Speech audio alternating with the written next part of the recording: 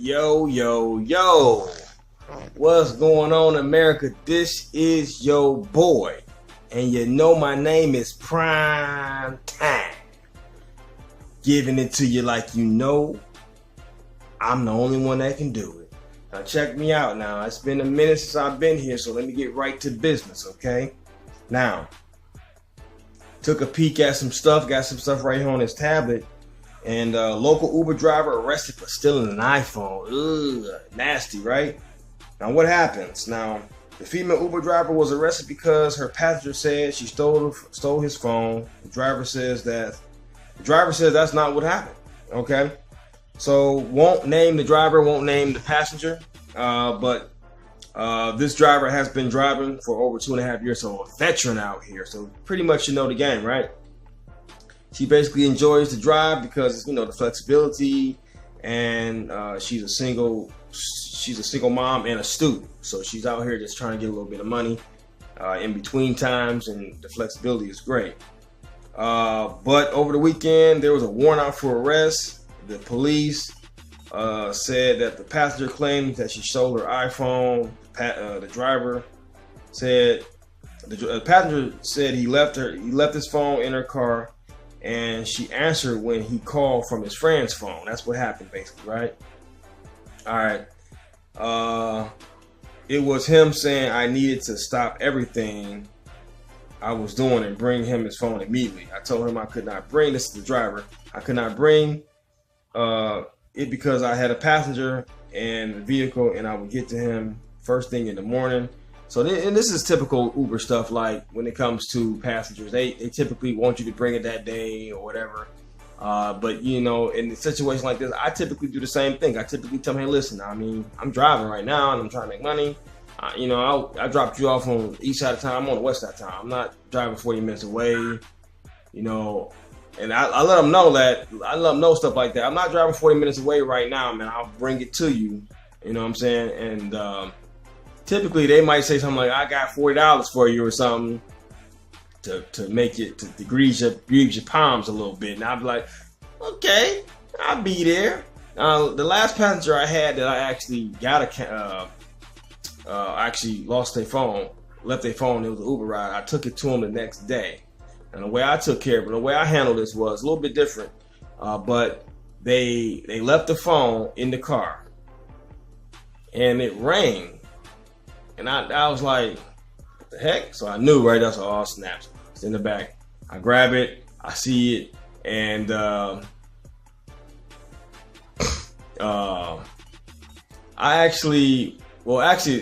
this is the second to last time somebody lost their phone, because last time was a Lyft ride. But anyway, I handled them two different ways. It rang, and I turned the phone. Well, I kept the phone on. And I kept the phone on, and I think I turned it off eventually because I just got tired of it ringing. I wasn't going to take their phone back to them that day.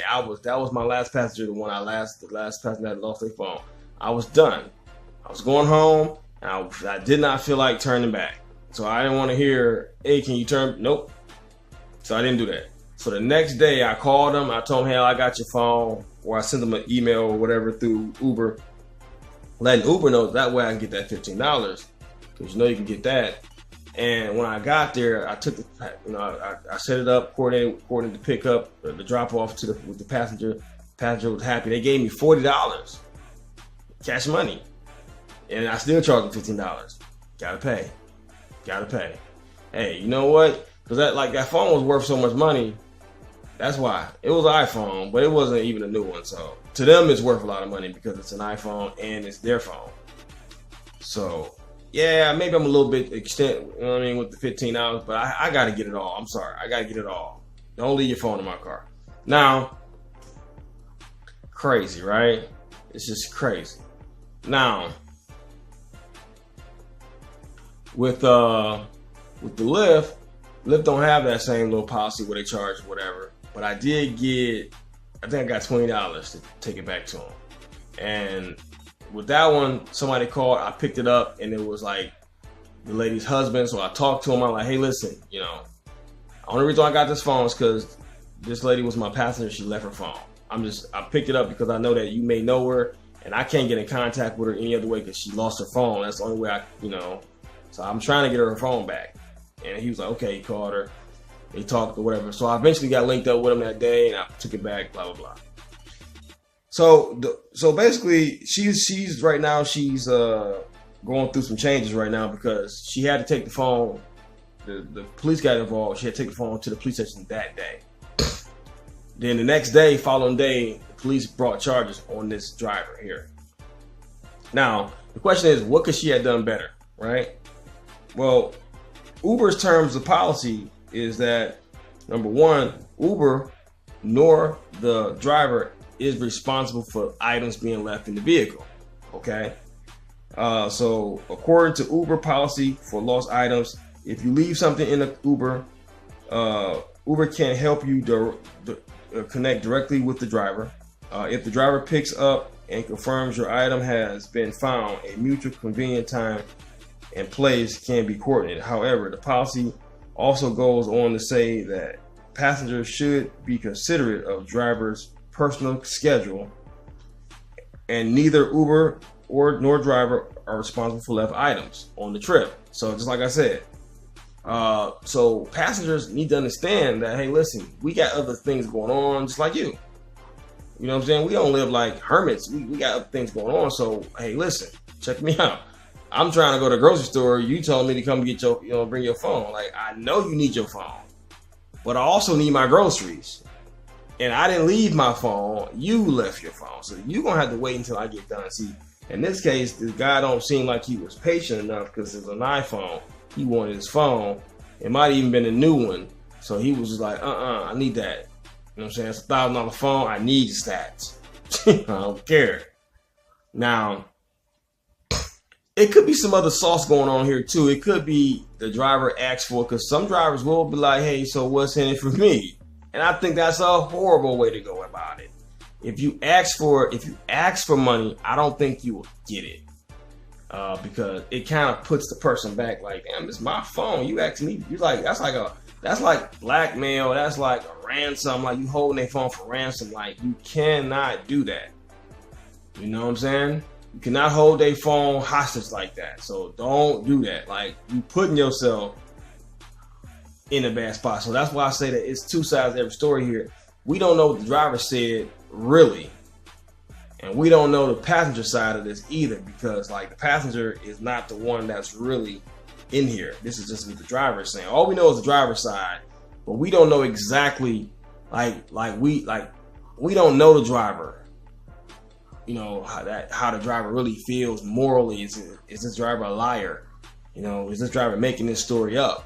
Because this driver could really be making the story up. We only getting one side of it right now. Like we don't know what the passenger really thought. I'm pretty sure what the police got on the passenger side is a lot different than what we have here, right? So the passenger at some point thought that this driver was just not cooperating with trying to return that phone. Okay, now there's two ways to return a phone. You can take it to them, or you could send it to Uber. Now, crazy thing is, this is the crazy thing. Now, when I had that one situation with Lyft. Lyft actually told me that if I don't get in touch with the passenger within a few days, I could donate the passenger's phone. That's what Lyft told me. I couldn't believe it. I was like, what? I'm not gonna donate their phone. It's not my phone to donate. So I just couldn't, and they really told me to do that. I couldn't believe it.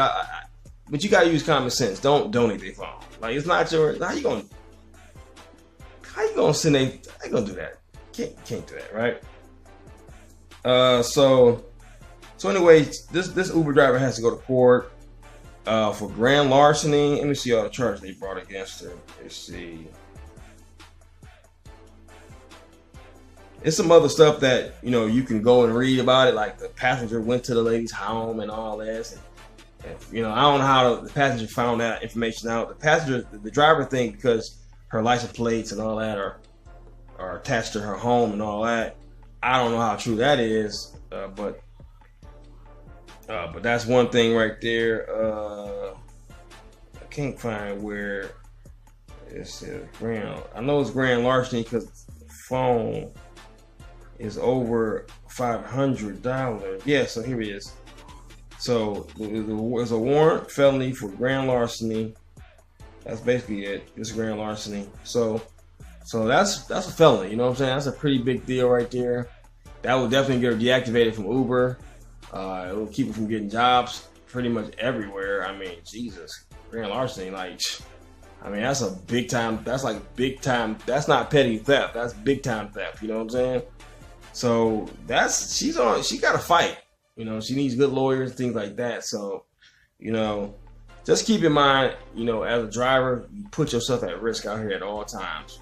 When you got a baby in the car, you got young kids in the car, minors, you know, just people, drunk people, sick people, old people. It don't matter. People in your car are always your responsibility. They're your liability. So if you get into a car accident, anything, you can get sued. Remember these things. You packing 6 people in your car, you can only really put 4 people in there.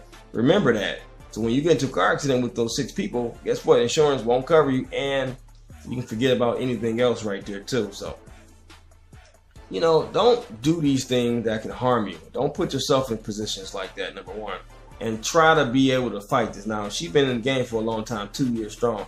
You would think she picked up some good habits at some point, but some drivers got some bad habits, and I hate to say it, but I don't know, but I'm thinking this passenger was trying to hold his phone, you know, because typically whenever I talk to passengers, I talk to them and I communicate to them in a way where they just be like, you know, okay, cool, you know, I'll talk to you tomorrow.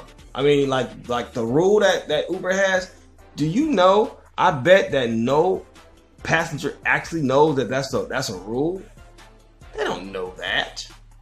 You wanna know why? Because they don't even know that they need a damn car seat. They don't even know that they're not supposed to request rides if they're 15 years old. Why would they know anything? They don't know anything. Only thing customers know is a fee. They know that if you don't come out in 5 minutes, you'll get a fee. They know if you throw up in the car, you'll get a fee. That's why they know those things, because they get charged for them. They don't like to be charged extra, right? So the bottom line, they don't know.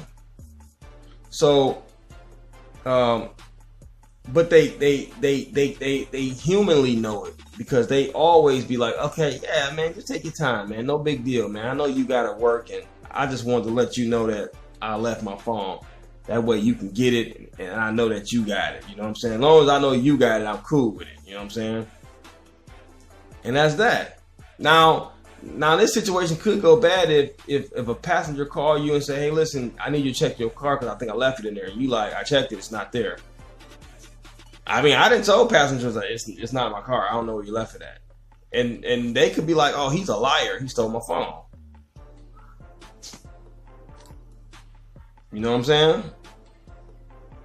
So in that situation, it's kind of hard. I mean, having a camera would I think would help out still, because I think that camera, even though it's there, you know, for other reasons, the fact that it's there, I don't think customers will try to pull anything on you, because it's like the eye in the sky. It's like looking at them like, don't lie.